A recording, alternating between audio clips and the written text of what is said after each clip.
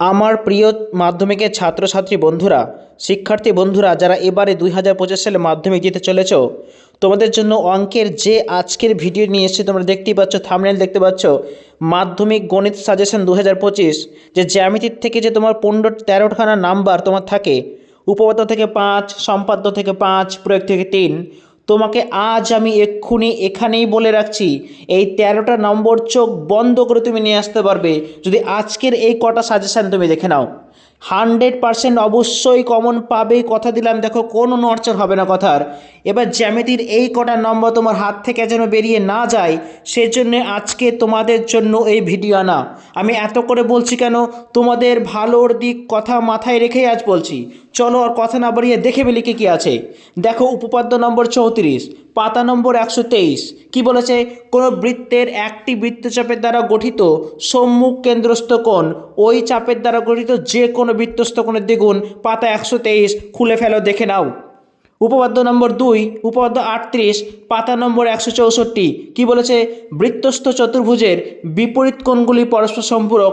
এক্ষুনি তুমি পাতা 164 খোলো, যদি করে না থাকো এক্ষুনি প্র্যাকটিস করো। দেখো নেক্সট, উপপাদ্য নম্বর 48, পাতা নম্বর 255। যে কোনো সমকোণী ত্রিভুজের সমকৌণিক বিন্দু থেকে অতিভুজের ওপর লম্ব অঙ্কন করলে ওই লম্বের উভয় পার্শ্বস্থ ত্রিভুজদ্বয় সদৃশ এবং ত্রিভুজগুলির প্রত্যেকের মূল ত্রিভুজের সঙ্গে সদৃশ হবে। এই উপপাদ্যটি খুব খুব গুরুত্বপূর্ণ। নেক্সট, উপপাদ্য নাম্বার 49, দেখো পাতা নম্বর 285। পিথাগোরাসের উপপাদ্যটি বিবৃত করো, প্রমাণ করো। গত কয়েক বছর কিন্তু এই উপপাদ্যটা আসবো করেও আসেনি। তোমাদের কপাল ভালো যে এবারে কিন্তু আসছে, শিওর। তুমি লিখে নাও পাতা নম্বর 285। নেক্সট দেখো, উপপাদ্য নম্বর 50, পাতা নম্বর 86। পিথাগোরাসের বিপরীত উপপাদ্য। যে কোনো ত্রিভুজের একটি বাহুর উপর অঙ্কিত বর্গক্ষেত্রের ক্ষেত্রফলের অপর দুই বাহুর উপর অঙ্কিত বর্গক্ষেত্রদ্বয়ের ক্ষেত্রফলের সমষ্টির সমান হলে প্রথম বাহুর বিপরীত কোণটির সমকোণ হবে। তুমি এক্ষুনি পাতা খুলে, এক্ষুনি খাতা খুলে বসে যাও, আর সময় নষ্ট করো না। নেক্সট দেখো, সম্পাদ্য থেকে বলছি। সম্পাদ্য নম্বর 1, ত্রিভুজের অন্তর্বৃত্ত অঙ্কন করো। তোমাদের তো আসছেই, তার সঙ্গে সঙ্গে অন্তর্বৃত্তের ব্যাসার্ধ তোমাকে নির্ণয় করতে হবে। কোষে দেখি 11-2, পাতা নম্বর 178। দেখে নাও, বের করো। গুরুত্বপূর্ণ সম্পাদ্য, আসছেই। নেক্সট দেখো 2 নম্বর, মধ্য সমানুপাতি নির্ণয় করো। কোষে দেখি 21, পাতা 283। বের করো আর ওখান থেকে অঙ্কগুলি প্র্যাকটিস করো। সম্পাদ্য থেকে 1 নম্বর, উপপাদ্য থেকে কোনো নম্বর কিন্তু বাদ যাবে না। নেক্সট দেখো 3 নম্বর, ত্রিভুজে পরিবৃত্ত অঙ্কন করো ও পরিবের সাথে দৈর্ঘ্য নির্ণয় করো। কোষে রেখে দেখো 11-1, পাতা নম্বর 176 খুলে ফেলো। আর দাগ নম্বর যেগুলো আছে 1-এর 1, 2, 3, 4, 5, এই কটা অঙ্কের বাইরে তোমার আর কোনো অঙ্ক আসছে না। শিওর। এবং কয়েকটা আমি তোমাদের প্রয়োগ দেখিয়ে দিই। দেখো, প্রয়োগ নম্বর, পাতা নম্বর 63, প্রয়োগ নম্বর 10, পাতা নম্বর 64, প্রয়োগ নম্বর 13-14, পাতা নম্বর 131, প্রয়োগ 11, পাতা নম্বর 132, প্রয়োগ 12। তারপর দেখো, আমি আস্তে আস্তে উপরে উঠেছি, স্ক্রিনশট নিয়ে নিতে পারো, কিংবা তোমরা খাতায় নোট করতে পারো, বইয়ে দাগ দিতে পারো।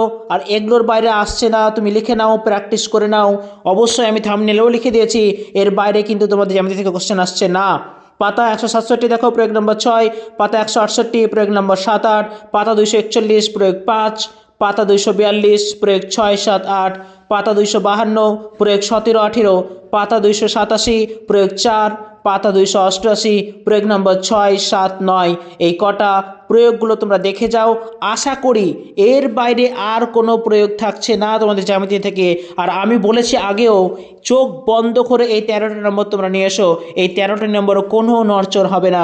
আজকে তোমাদের কথা দিলাম, লিখে নাও। এবং দেখো, ভালো লাগলে অবশ্যই আমাদের সঙ্গে থেকো। আমরা এইভাবেই তোমাদের কাছে সাজেশন নিয়ে আসবো। আগামী দিনের জন্য তোমাদের শুভেচ্ছা জানাই। তোমাদের প্রত্যেকটি পরীক্ষা ভালো হোক। বাংলা থেকে নিয়ে শুরু করে যতগুলি পরীক্ষা আছে, অঙ্ক, বাংলা, ইংরেজি, সব করার জন্য ভালো হোক।